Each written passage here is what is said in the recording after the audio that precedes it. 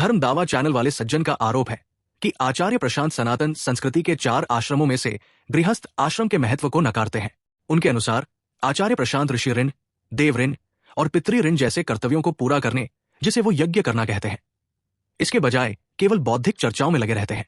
देखो, सबसे पहले ये समझना जरूरी है कि आचार्य प्रशांत पर लगाया जा रहा ये आरोप कि वो गृहस्थ आश्रम के खिलाफ है, असल में उनकी बातों को आधा अधूरा समझने का परिणाम है। वो गृहस्थ जीवन को रिजेक्ट नहीं करते, बल्कि अनकॉन्शियस और मैकेनिकल गृहस्थ जीवन को चैलेंज करते हैं। और ये डिस्टिंक्शन बहुत महत्वपूर्ण है। भारतीय दर्शन में भी गृहस्थ आश्रम का उद्देश्य सिर्फ शादी करना, बच्चे पैदा करना और सामाजिक ड्यूटीज निभाना नहीं था। उसका मूल उद्देश्य था जिम्मेदारी, संतुलन, संयम और आंतरिक परिपक्वता। अगर कोई व्यक्ति सिर्फ समाज के दबाव में शादी कर ले, भीतर से फ्रस्ट्रेटेड हो, एंगर, ग्रीड और फियर से भरा हो, लेकिन ऊपर से खुद को आदर्श गृहस्थ घोषित करे, तो क्या वही सनातन का आदर्श है? आचार्य प्रशांत इसी हिपोक्रेसी पर सवाल उठाते हैं। साइंटिफिक एंगल से भी देखो तो मॉडर्न साइकोलॉजी यही कहती है कि इंसान अगर बिना सेल्फ अवेयरनेस के रिश्तों में जाता है तो वही रिश्ते कॉन्फ्लिक्ट, ट्रॉमा और टॉक्सिसिटी का कारण बनते हैं। रिलेशनशिप साइकोलॉजी और न्यूरोसाइंस में काउंटलेस स्टडीज है जो दिखाती है कि अनरिजॉल्व्ड फियर्स, इनसिक्योरिटीज और अनकॉन्शियस कंडीशनिंग रिश्तों को प्रभावित करती है। इसलिए अगर आचार्य प्रशांत कहते हैं कि पहले खुद को समझो, अपनी मानसिक गुलामी और अज्ञान को देखो, फिर गृहस्थ जीवन में जाओ, तो इसमें एंटी फैमिली या एंटी गृहस्था क्या है? बल्कि लॉजिकली देखा जाए तो वो ज्यादा रिस्पॉन्सिबल अप्रोच है। अब बात ऋषि ऋण, देव ऋण और पितृ ऋण की। धर्म दावा वाले सज्जन इन्हें सिर्फ रिचुअलिस्टिक फ्रेमवर्क में देखते हैं, लेकिन भारतीय दर्शन में इनका डीपर सिंबॉलिक मीनिंग भी रहा है। ऋषि ऋण का अर्थ सिर्फ वेद मंत्र पढ़ लेना नहीं, बल्कि ज्ञान को समझना और आगे बढ़ाना है। अगर कोई व्यक्ति लोगों को सोचने, प्रश्न करने और शास्त्रों को जीवन से जोड़कर समझने के लिए प्रेरित कर रहा है, तो वो भी एक प्रकार से ऋषि ऋण ही चुका रहा है। देव ऋण का अर्थ सिर्फ अग्नि में आहुति डालना नहीं, बल्कि प्रकृति और जीवन के प्रति हार्मोनियस लिविंग भी है। आज एनवायरमेंटल साइंस भी यही कहती है कि अगर इंसान प्रकृति के साथ संतुलन नहीं रखेगा तो इकोलॉजिकल कोलैप्स होगा। पितृ ऋण का अर्थ सिर्फ बायोलॉजिकल रिप्रोडक्शन नहीं, बल्कि अगली पीढ़ी को बेहतर चेतना और बेहतर सोसाइटी देना भी है। अगर कोई व्यक्ति समाज में अवेयरनेस और साइकोलॉजिकल क्लैरिटी लाने की कोशिश कर रहा है, तो उसे कंप्लीटली यूजलेस इंटेलेक्चुअल डिस्कशन कहना शैलो क्रिटिसिज्म है। असल समस्या यह है कि धर्म दावा वाले सज्जन स्पिरिचुअलिटी को मोस्टली बाहरी कर्मकांड तक सीमित कर देते हैं, जबकि गीता और उपनिषद बार बार इनर ट्रांसफॉर्मेशन पर जोर देते हैं। गीता में कृष्ण अर्जुन की समस्या का समाधान सिर्फ रिचुअल से नहीं करते। अर्जुन युद्ध भूमि में एग्जिस्टेंशियल क्राइसिस में है, फियर, अटैचमेंट, गिल्ट और कंफ्यूजन से भरा हुआ।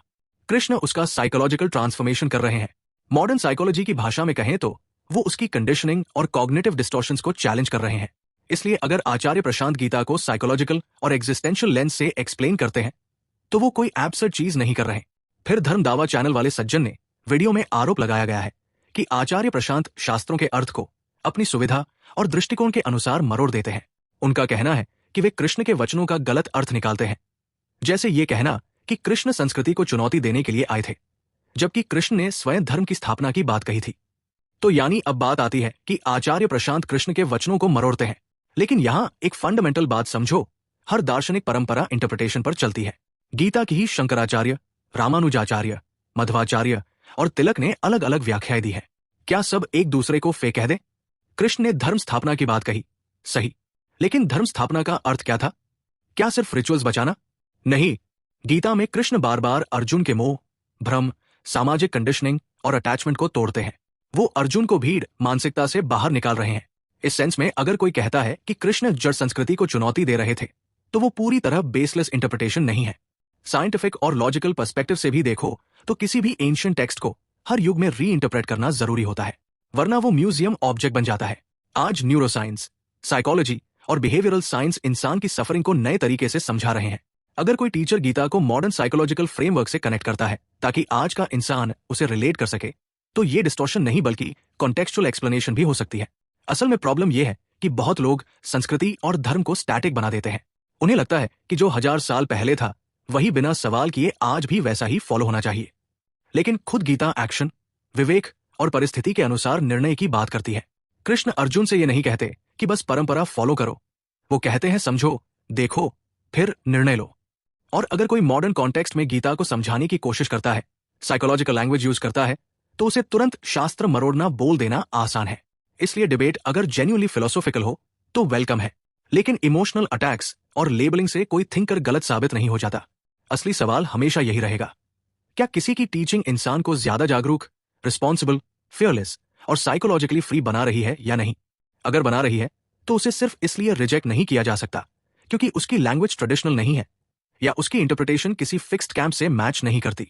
धन्यवाद।